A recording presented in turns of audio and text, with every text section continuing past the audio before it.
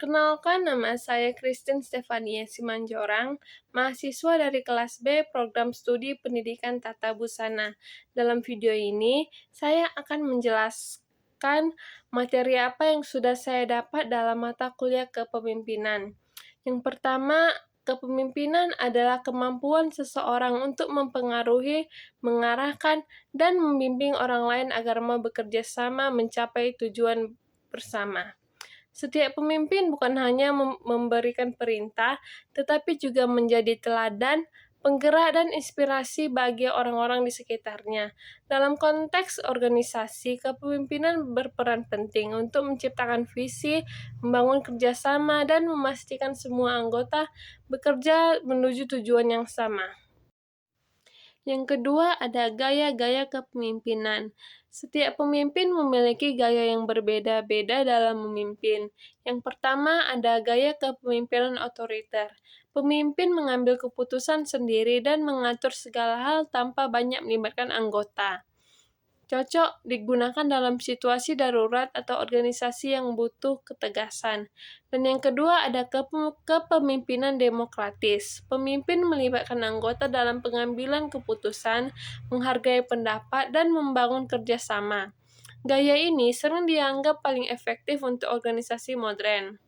Dan yang ketiga ada kepemimpinan laissez-faire atau bebas. Pemimpin memberi kebebasan penuh kepada anggota untuk mengatur pekerjaan mereka sendiri. Gaya ini cocok jika anggota sudah berpengalaman dan bertanggung jawab. Dan yang terakhir ada kepemimpinan transformasional. Pemimpin menginspirasi, memberi motivasi, dan mendorong inovasi. Gaya ini menumbuhkan semangat perubahan dan pertumbuhan dalam organisasi. Yang ketiga ada tujuan kepemimpinan. Kepemimpinan memiliki tujuan utama untuk mencapai keberhasilan bersama. Dan yang pertama itu mengarahkan organisasi agar berjalan sesuai visi dan misi. Yang kedua, membangun kerjasama yang solid antar anggota. Ketiga, meningkatkan produktivitas dan kinerja tim. Dan yang keempat, menciptakan lingkungan kerja yang harmonis. Dan yang terakhir, mengembangkan potensi dan kreativitas setiap anggota. Yang keempat, ciri-ciri pemimpin yang baik. Seorang pemimpin yang baik memiliki karakter dan sikap yang dapat dipercaya dan dihormati.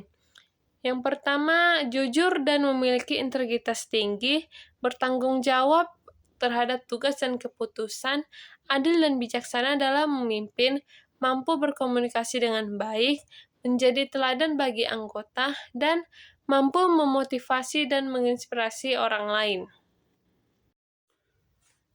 Yang kelima, kepemimpinan dalam organisasi. Dalam sebuah organisasi, kepemimpinan menjadi faktor penentu keberhasilan.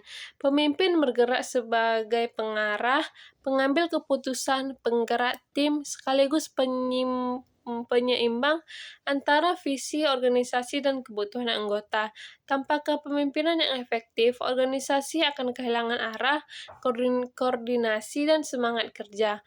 Oleh karena itu, pemimpin yang baik harus mampu menyusun strategi dan perencanaan yang jelas, mengarahkan dan menginspirasi anggotanya, membangun komunikasi yang terbuka, menyelesaikan konflik dan bijaksana. Jadi, kepemimpinan bukan hanya tentang jabatan atau posisi, tetapi tentang tanggung jawab, pengaruh positif, dan kemampuan membawa perubahan. Jadilah pemimpin yang tidak hanya memerintah, tetapi juga menginspirasi dan menggerakkan orang lain untuk mencapai tujuan bersama. Pemimpin hebat tidak hanya diikuti, tetapi juga dicontoh. Sekian materi yang dapat saya paparkan. Terima kasih.